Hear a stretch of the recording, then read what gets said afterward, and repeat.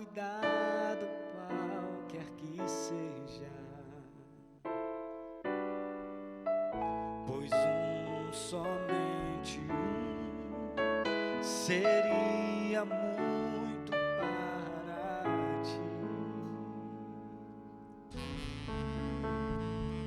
É meu, somente meu todo trabalho, e o teu trabalho é descansar em mim. É meu, somente meu todo trabalho, e o teu trabalho é descansar em mim. Não temas quando enfim tiveres que tomar decisão.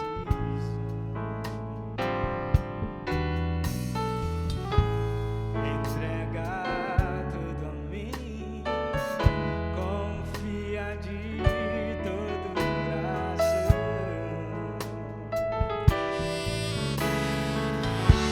É meu, somente meu todo trabalho, e o teu trabalho é descansar em mim. É meu, somente meu todo trabalho, e o teu trabalho é descansar em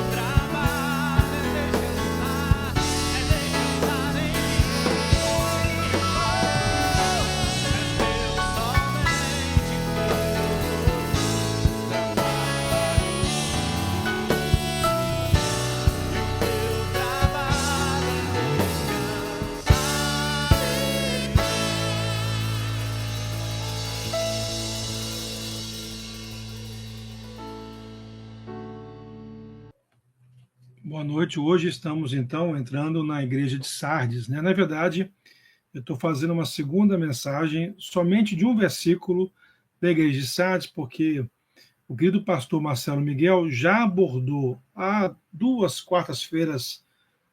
ou três quartas-feiras para trás, já esta igreja com muita propriedade e com todo o recurso didático. Ele é um baita professor, você sabe muito bem disso, e ele fez, então, com uma forma muito brilhante a abordagem sobre a igreja de Sardes. Mas eu queria, então, pegar um pequeno verso, que é justamente o primeiro verso dessa carta de Jesus à igreja de Sardes, para, então, falar um pouquinho para você sobre o risco de ser um cristão nominal. O que é um cristão nominal?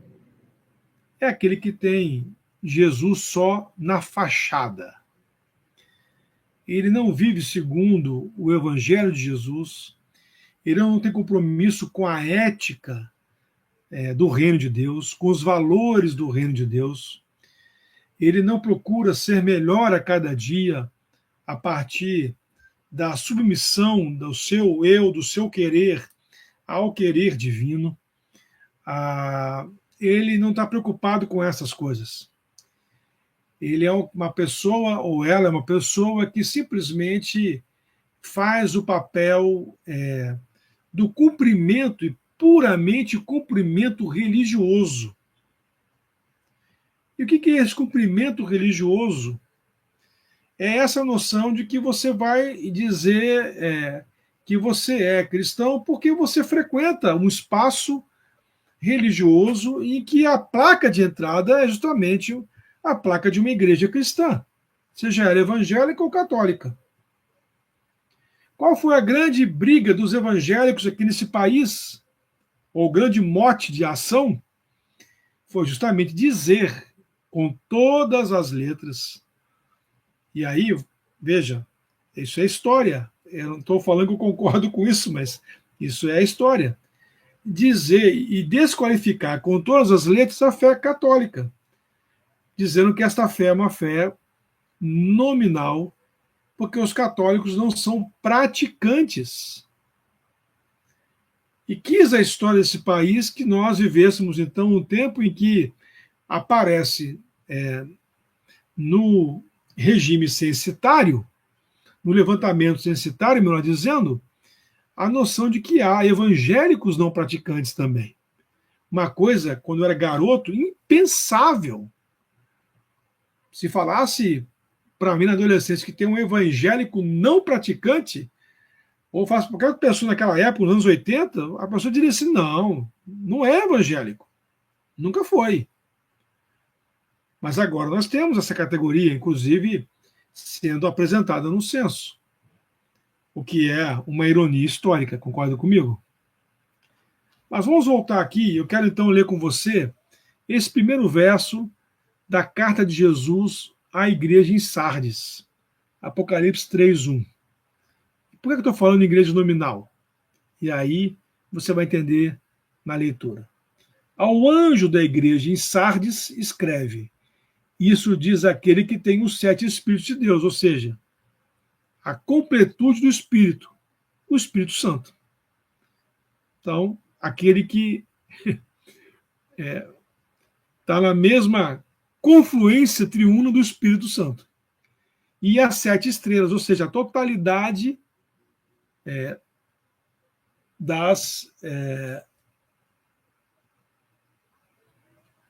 totalidade dos pastores, né? Da liderança da igreja. Conheço as tuas obras, tens nome de que vives, mas estás morto. Então, essa é a noção de que há alguém que, na nomenclatura, vive, mas se você olhar detidamente, a coisa já morreu, essa é a ideia, por exemplo, aplicada a uma igreja nominal. Então, note bem que, e eu vou para a leitura aqui no verso 1, que é o que interessa para a gente, mas se você notar bem os versos seguintes, você vai ver que a igreja era uma igreja que tinha atividades, ela fazia algumas obras, não é uma igreja que não fazia nada, ela fazia. Só que era um ativismo natimorto, porque não era feito com vamos dizer assim, a conjugação entre a melhor intenção e também a melhor ação. Por isso era uma ação ou um movimento natimorto. Então veja, e aqui já começa um problema para nós. Porque tem muita gente que acha que uma igreja viva é aquela que tem uma agenda. Já falamos aqui isso logo na entrada sobre as cartas de Jesus às igrejas do Apocalipse, que muita gente acha, especialmente na carta à igreja de Éfeso, que muita gente acha que um ativismo desenfreado eclesiástico, vamos dizer assim, é sinal de que uma igreja está muito viva, muito ativa. Necessariamente não quer dizer que essa atividade se traduza em vida e que possa ser lido como vida abundante. Na verdade, pode ser justamente o efeito contrário, que é a de grandes ralos que vão tirando o restante de vida que há em nós. Porque a vida, meu querido, não está na atividade que você exerce na igreja. A vida está na videira verdadeira que é Jesus. Então vamos falar um pouquinho sobre Sardes aqui, relembrar o que o pastor Marcelo Miguel já falou. Sardes estava a 48 quilômetros de Tiatira, é sul-sudeste de Tiatira, tá? 5 estradas romanas serviam essa cidade. Ela era comercialmente fervilhante, e industrialmente também fervilhante. Só que esta igreja, desse potencial econômico, é a que mais recebe repreensão juntamente com Laodiceia. Não há elogio de Jesus para um crente nominal, para uma igreja nominal. É uma igreja sem fervor, é uma igreja sem vigilância. Jesus fala assim: ser vigilante. Se ele está falando isso para uma igreja, é porque essa igreja perdeu completamente a vigilância. E, por vezes, essa perda se dá por alguém que se acha imbatível, invencível. E isso tem a ver com a cidade. Ela ficava encrustada na montanha, era uma acrópole. E para muitos, ela era inexpugnável. Ninguém conseguiria dominar Sardes. Sabe aquela história de que um raio não cai a mesma vez no mesmo lugar, né? Ou 2 vezes no mesmo lugar? Pois então, essa história é uma balela, né? Você sabe disso. E Sardes é uma prova disso. Aqueles que se achavam inexpugnáveis, invencíveis, caíram 2 vezes antes da chamada Era Cristã. Em 549 e em 218 a.C. E sabe por que caíram? Por falta de vigilância. Quando Jesus está no Monte das Oliveiras, e ele vai sofrer lá, vamos dizer assim, a sua última tentação, né? Ele sua gotas de sangue, como a Bíblia diz, tanta agonia que ele passou, ele pediu para os seus discípulos orarem, para que eles vigiassem e orassem. Ele falou assim: o espírito está pronto, mas a carne é fraca. Nós precisamos valorizar a vigilância espiritual. Então, perceba, Sardes tinha sido, no século VI a.C., a capital da Lídia, e mais tarde um centro do governo dos persas, naquela região da Ásia. Sabe que essas igrejas estão no que hoje nós conhecemos como a Turquia. Só que na época do Novo Testamento, quando Jesus, por exemplo, manda esta carta para esta igreja, Sardes já havia perdido a sua glória, a sua importância. Mas ela vivia a cidade da fama. E olha que interessante, porque a igreja reproduz a cultura da cidade. A cidade vivia da fama, a igreja vivia de uma fama. De quando ela era uma igreja realmente operosa, uma igreja que não era só de fachada, que não era só de crentes nominais, que eram de crentes completamente dedicados a Jesus. E, de repente, isso se perde ao longo daquela história da igreja, mas ela continua vivendo a fama dos grandes dias que ela teve. Ora, isso aí não é um exemplo de fé cristã que nós estamos buscando. Vamos pegar aí, olha, há um tempo atrás, já tem isso alguns anos, a estimativa é que nós cristãos éramos em torno de 2 bilhões, ou 2 bilhões de pessoas ao redor do mundo. A grande pergunta que se faz sempre: por que é que, sendo 2 bilhões, 1/3 do mundo, a população do mundo, por que é que o mundo não melhora?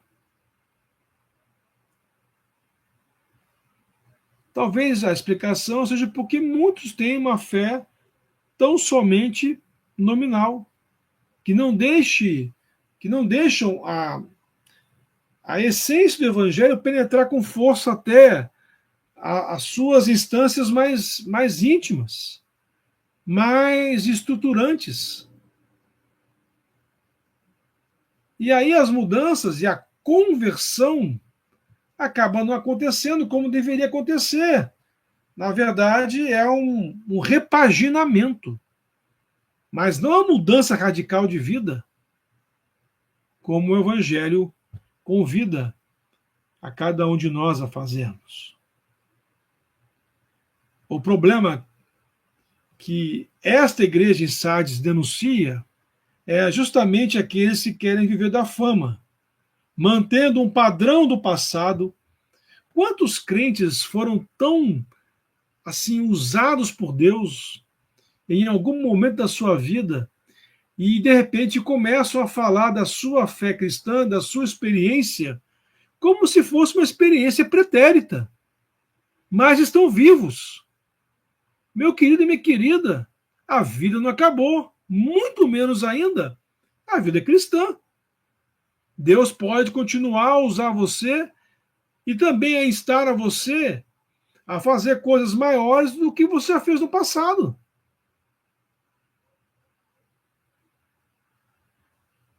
Lembra você, que tem mais idade, que Deus não sofre de etarismo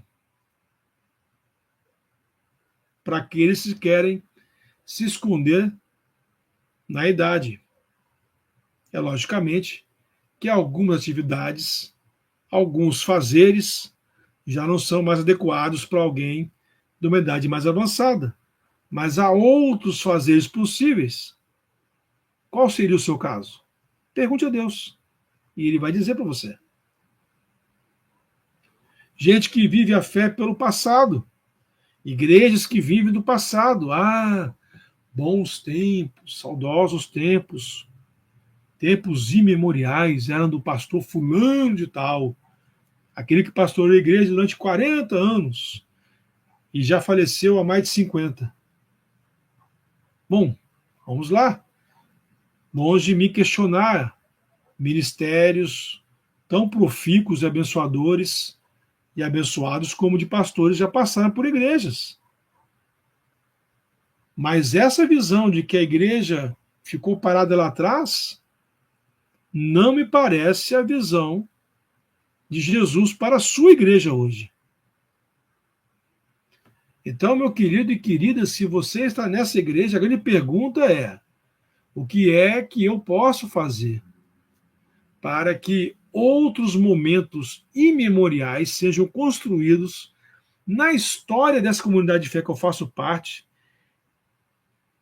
para que seja lembrado também desse momento e não só daquele que ficou lá atrás. Há instituições que vivem do passado, inclusive ONGs cristãs, organizações cristãs vivem do passado. Ora, se é para viver do passado é porque passou? Porque se passou, meu querido e querida, é melhor fechar.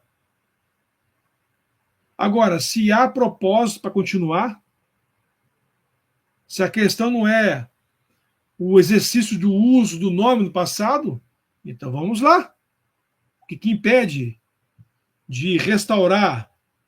Qual é a trava que está atravancando esse restaurar desse momento grandioso dessa organização, dessa ONG cristã? O fato é que Jesus não se impressiona, nem se deixa impressionar pela reputação. Jesus não se deixa levar pelo passado, pelo histórico. Ele está falando, olha, não adianta ter nome do período que estava vivo. É preciso viver agora. E o mais importante, meu querido e querida, ele tem os 7 Espíritos de Deus. Se há uma igreja que está morta, se há uma liderança que está morta, Deus pode dar vida à igreja e Deus pode restaurar a vida a essa liderança. Deus pode tornar esta igreja e esta liderança tão operosa quanto um dia já foi. A cidade de Sardes nunca mais voltou ao seu brilho. Ela continuou vivendo como cidade da glória do passado. Ao que tudo indica, a igreja, a mesma coisa. Mas esta história de Sardes não precisa ser a história da sua igreja. Não precisa ser a história e também a sua história. É isso que eu queria deixar para você meditar com todo o carinho, tá bom? Jesus está aqui se pronunciando contra o nominalismo cristão, contra os crentes nominais, os crentes de fachada. Tem nome de que vive, mas está morto. E aquilo que morreu só pode ser ressuscitado por Deus. E Deus pode ressuscitar você. Amém? Olha, eu estou deixando aqui para você, caso você não tenha visto aí, o Pix da igreja, para você contribuir com uma oferta ou dízimo, caso queira, caso possa, sempre fazendo com gratidão a Deus, com alegria no coração, jamais por constrangimento, tá bom? Também na descrição deste culto, é ali o contato nosso da igreja, tanto o e-mail para os pastores, como também o zap da igreja, né? Que você pode fazer contato conosco, tá bom? E eu queria, por fim, lembrar você, né, dos nossos horários, né? A Igreja Batista Marapendi, ela tem culto, tem a escola dominical às 10h10, tem um trabalho para as crianças lá também, tem o culto às 11 horas da manhã, e presencialmente lá na igreja. No site da igreja, www.igrejamarapendi.org.br, você vai ter lá um mapinha de acesso à igreja e tudo mais. E à noite, no domingo, a gente sobe na plataforma do YouTube o culto gravado, tá? Para você acompanhar e também cultuar da sua casa, da onde você estiver. Eu quero lembrar você que nós estamos usando uma conta reserva da igreja no YouTube. Se você puder, caso não tenha feito ainda, se inscreva no canal, é grátis, é só marcar lá, inscrever, clicar em cima. E se você puder também, aí vai pedir do além, de pedir para contato seus amigos, seus amigas suas, para poder se inscreverem também. Nós somos e seremos muito gratos a você, tá bom? Deus abençoe a sua vida, um ótimo restante de semana para você. Nós vamos orar agora. Que o amor de Deus, nosso Pai, a graça de Jesus, o Filho, e a comunhão e consolação do Santo Espírito de Deus, seja com a Igreja Batista Marapendi e com todo o povo do Senhor espalhado sobre a face da terra, hoje e sempre. Amém. Meu querido e querida, paz e bem.